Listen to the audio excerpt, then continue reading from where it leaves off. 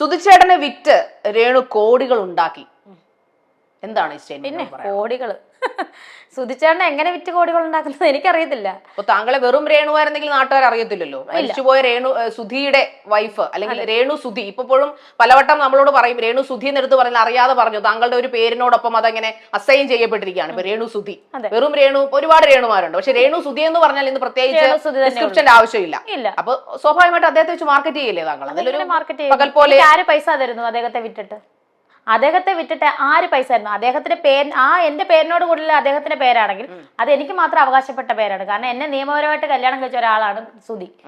മരിച്ചു മൺമറഞ്ഞു പോയെങ്കിലും അദ്ദേഹത്തിന്റെ വൈഫ് തന്നെയാണ്. അതൊക്കെ ശരിയാണ് രേണു. പക്ഷേ ഒരുപാട് പ്രശസ്തരായിട്ടുള്ള സെലിബ്രിറ്റികളുടെ ഭാര്യമാർ ഇന്ന് ലോകത്ത് ജീവിച്ചിരിപ്പുണ്ട്, ഒരുപാട് ആൾക്കാരുടെ. പക്ഷെ അവർക്കാർക്കും ഈ കുപ്രസിദ്ധി കിട്ടിയിട്ടില്ല.